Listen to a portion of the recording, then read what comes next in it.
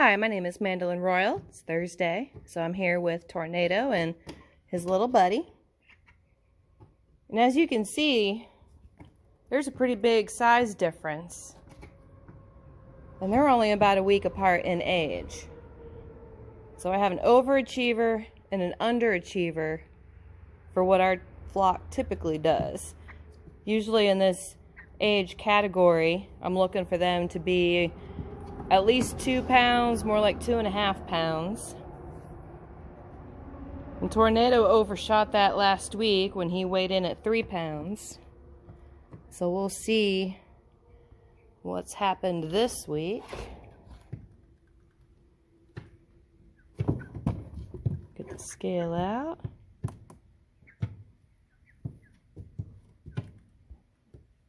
At 0.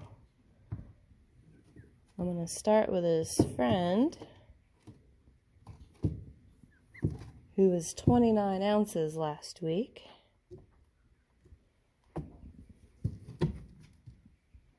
He's at 1 pound 12 ounce. So he really didn't do a whole heck of a lot, which is further validation that he's a underperformer. Can you get up here? I can't hardly lift you with one hand anymore. And then stay.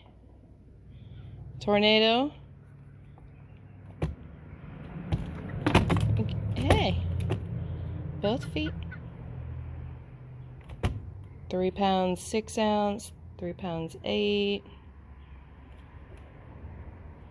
We're going to go with 3 pounds 8 ounces. So that's easy math. He gained 8 ounces in a week. So he had that giant growth spurt, and then he leveled off to be in the same neighborhood of where he was at. Because he had 2 weeks of a 7 ounce gain, and he had a 9 ounce gain. And this week he's had an 8 ounce gain. So that explosion he had before was just that. Momentary explosion that lasted a week. We'll see what happens next week, but if I had to make a guess, it's going to be back in that 6 or 7 ounce area. Maybe he'll have the same 8 ounce gain, but I'm thinking it's going to be the same or less. And his little friend here, we'll see what he ends up doing, but he's definitely a underachiever.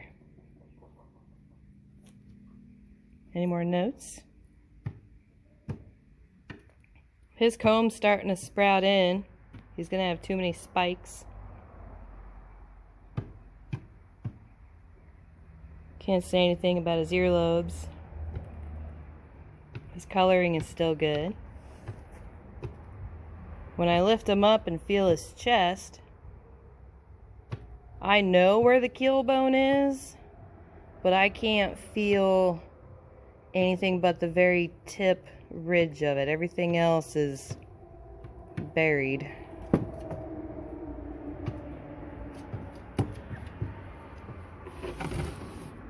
Gonna see if I can feel his back. Sometimes it's easy if you go under the wing. But that's probably a two-hand thing. Remember the wings? Can I see those? He's still growing in feathers, so that's still not going to be comfortable. At some point, I'll have somebody else film me while I handle him. That way we can really get into that part of it. One-handed for that's not going to work out. He's already molted out his little juvenile tail. He's got about 5 feathers left in there. So over the next several weeks, that's going to be growing in. His little buddy's doing the same. 3 feathers. He's got a lot less blue coat on him, and his injury from the turkeys has feathered back in. Can't tell anything had happened to him at the hand of a turkey. So I'm going to review my notes and write this down. And I'll have a little bit extra at the end of this video too. Stay tuned. So I'm not going to spend too much time on the numbers. I was pretty disappointed that Tornado's little friend lost an ounce. But that's the validation we needed to see that he was going to be underperforming. Which around here, that means he's going to be called out, definitely. Because that's not going to do us absolutely any favors at all from the breeding standpoint. If he can't keep up with gains for that dual purpose quality, then he's not going to be a bird we're going to be able to use. But Tornado, he leveled off. Like I said earlier, it was a pretty easy 8-ounce gain for him. Last week's numbers. His little buddy did put up 7 ounces, but then it just wasn't there this week. There might be something going on with him. We'll have to see in time to see what's contributing to that, because it's undesirable, whatever it is. And that's all I have for the numbers. Stick around. I'm going to jump into a grow pen and look at some younger babies. Okay, I'm back and I'm sitting in a grow out pen with some 4-week-old baby chicks. I'm hopeful that I can find a couple or 3 wives for Tornado, but there's some stuff I'm going to focus on, specifically to correct where he's off, but to keep what's good good. I'm going to be looking at growth rate and leg color. With these guys, I haven't sorted for gender yet, and I haven't weighed them yet. They're a wild bunch, so I'm gonna see what they think. I've brought my scale. I'll go ahead and turn that on.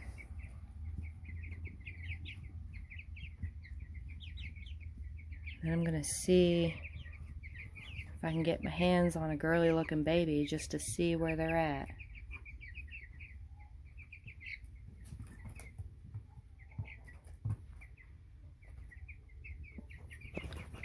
What do you guys think? How wild are you? I'm seeing an awful lot of boys. That one's probably a girl.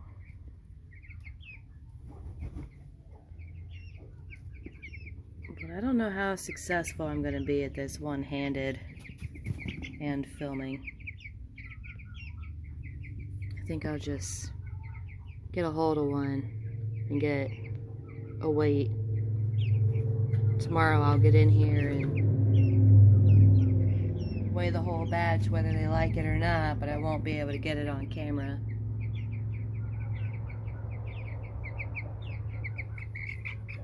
Oh, hey.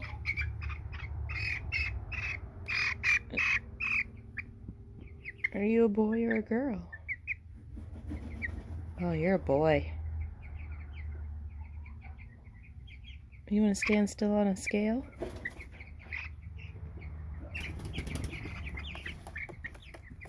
Nope.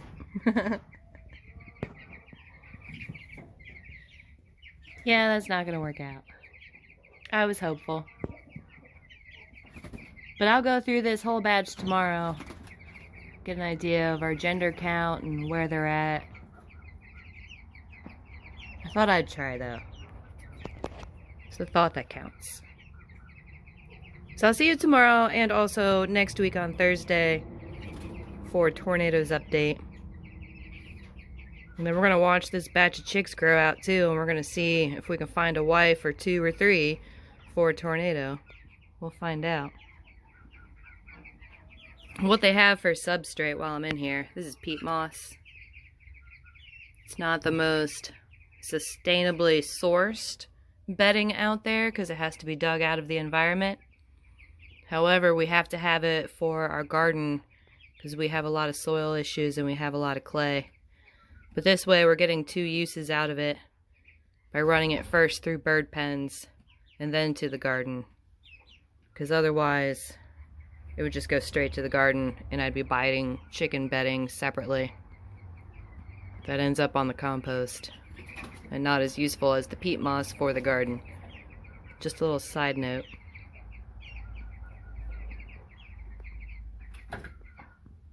I'll see you later on when we start going through the particulars of this little batch of babies.